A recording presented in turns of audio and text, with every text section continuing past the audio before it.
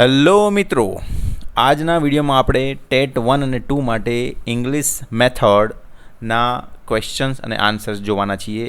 એમાં without wasting time આપણે start કરીશું. First question 1. According to the Chomsky's theory, the innate એટલે કે જન્મજાત ability that helps a child acquire language is called the.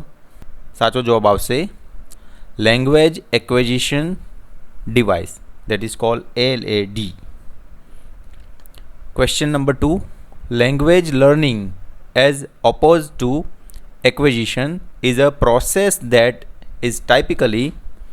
तो साचो जवाब आवशे option B, conscious and deliberate. Question number 3. Language acquisition occurs only when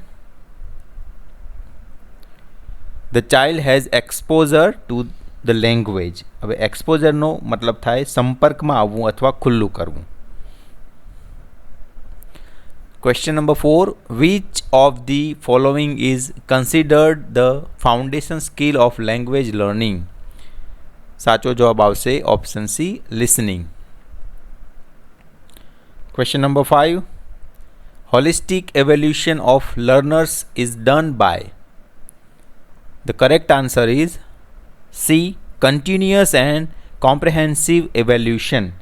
એટલે કે એને CCE કહેવામાં આવે છે શોર્ટમાં, સતત અને વ્યાપક મૂલ્યાંકન. Question number 6. The rise and fall of pitch in voice is called intonation.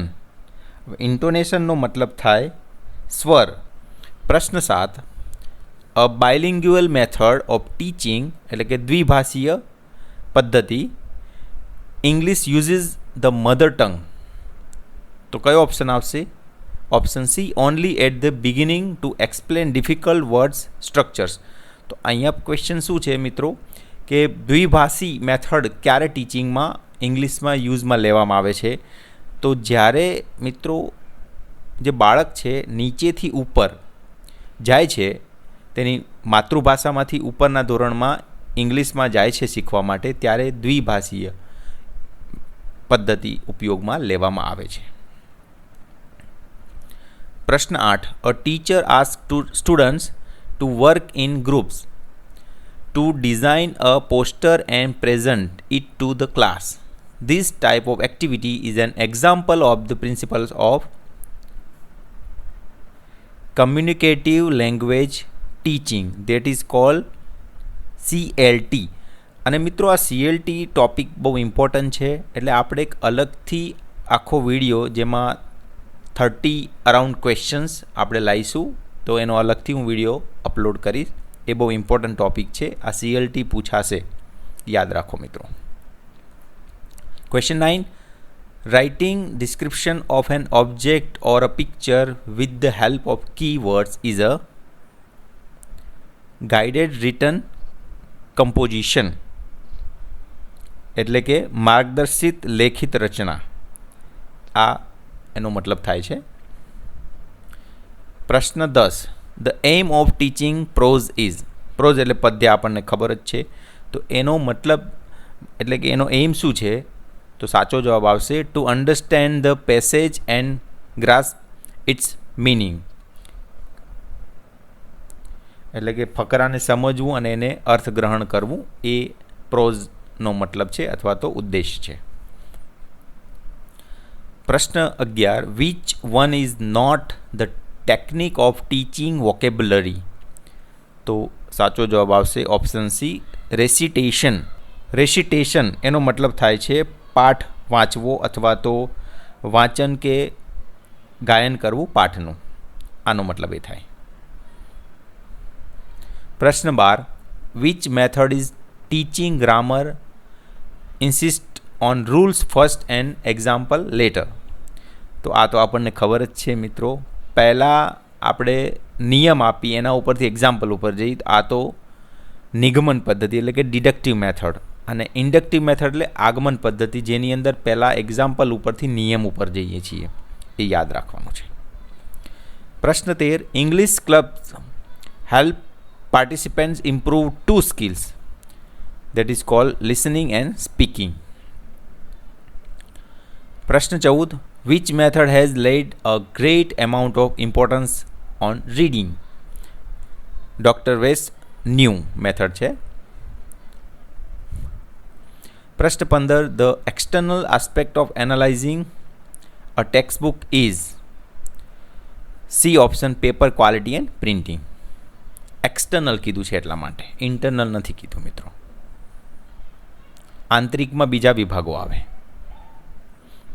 Objective of diagnostic test is to arrange for remedial teaching. તો અહીંયા રેમેડિયલ ટીચિંગનો મતલબ થાય છે ઉપચારાત્મક શિક્ષણ. હવે ઉપચારાત્મક શિક્ષણ ક્યારે આપણે યુઝ કરીએ છીએ કે સપોઝ તમે વિદ્યાર્થીઓનો ટેસ્ટ લીધો, એ ટેસ્ટમાં એને શું નથી આવડ્યું, તો એ શીખવવા માટે જે તમે પદ્ધતિ અપનાવો છો that is cold remedial teaching, એટલે કે ઉપચારાત્મક શિક્ષણ. પ્રશ્ન 17. કોલ મીન્સ, એનો મતલબ થાય છે કમ્પ્યુટર આસિસ્ટેડ લેંગ્વેજ લર્નિંગ, એટલે કે કમ્પ્યુટર સહાયિત, એટલે કમ્પ્યુટરનો યુઝ કરીને જે લેંગ્વેજ શીખવવામાં આવે છે, એના જે કમ્પ્યુટરને લગતા જે સામગ્રી છે એનો યુઝ કરીને જે લેંગ્વેજ શીખવવામાં આવે છે એને કહેવાય છે કોલ. પ્રશ્ન 18. If you wish to find only the synonyms and antonyms of the words you will need. The correct answer is B thesaurus, એટલે કહેવાય છે એને શબ્દ ભંડોળ. સિનોનિમ્સ એન્ટોનિમ્સ એટલે સમાનાર્થી અને વિરુદ્ધાર્થી શબ્દો માટે આપણે શબ્દ ભંડોળની જરૂર પડે. પ્રશ્ન 19. Which one is not the language teaching objective? The correct answer is composition, એટલે કે રચના. Which is not the technique of qualitative evaluation? The correct answer is oral test. Question number 21. CLT stands for, આપણે વાત કરી હતી હમણાં, કમ્યુનિકેટિવ language teaching, જેના આપણે પ્રશ્નો અલગથી એક વિડીયોમાં લાવવાના છીએ. પ્રશ્ન 22. Van a teacher teaches SVO means subject verb object pattern in the class, he is the following structural approach. પ્રશ્ન 23. Students make small groups and introduce themselves to each other. They are following communicative language teaching, CLT. And eclective, એટલે કે સારગ્રાહી approach means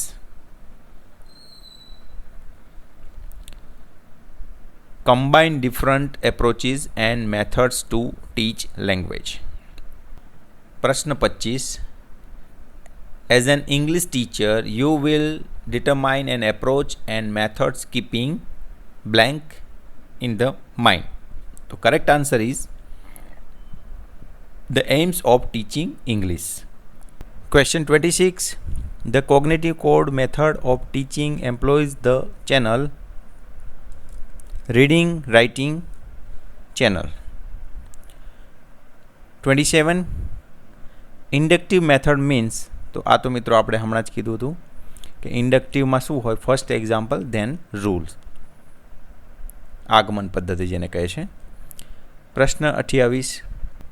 a teacher plans a lesson using ICT information and communication technology, he will include use of mobile in the plan.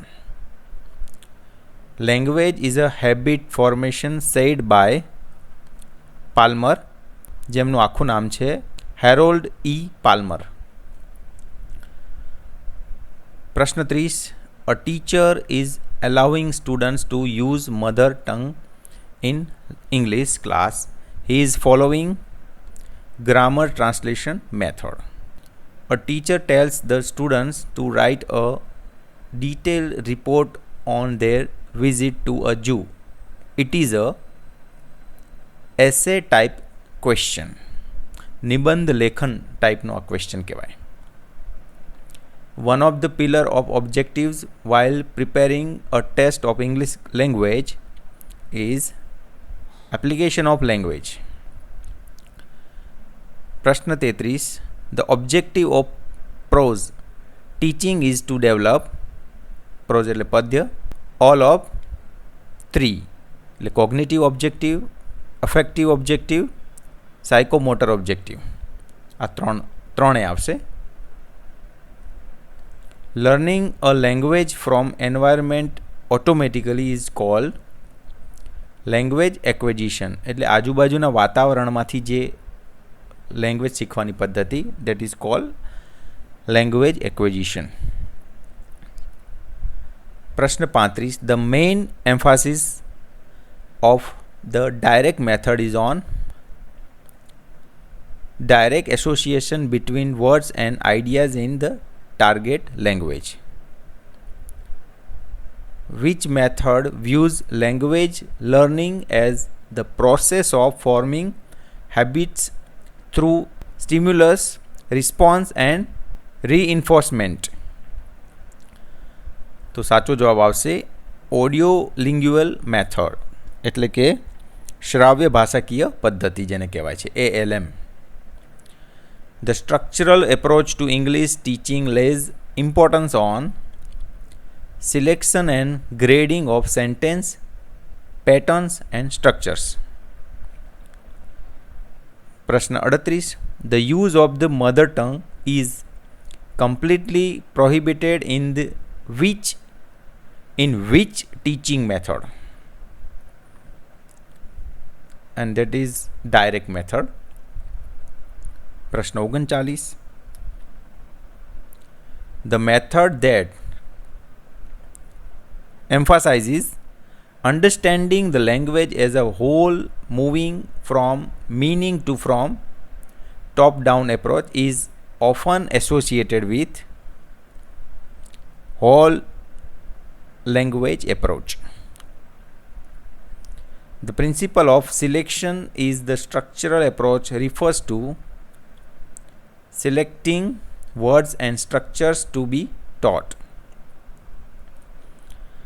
Task-based language teaching, TBLT, is a development of which major language teaching movement? That is called CLT, communicative language teaching. પ્રશ્ન 42. Which sub-skill of reading involves reading quickly to get the general idea or gist of the text? હવે ગીટ્સનો મતલબ થાય ભાવાર્થ. તો સાચો જવાબ આવશે skimming. સ્કીમિંગનો મતલબ થાય છે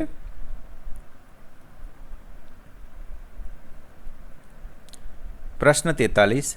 Scanning a text is a reading sub-skill used to search for specific information. પ્રશ્ન 44. The skill of speaking in a foreign language requires which of the following? That is called fluency and intelligibility, pronunciation જેને કહેવાય. પ્રશ્ન 45. In the context of writing, cohesion refers to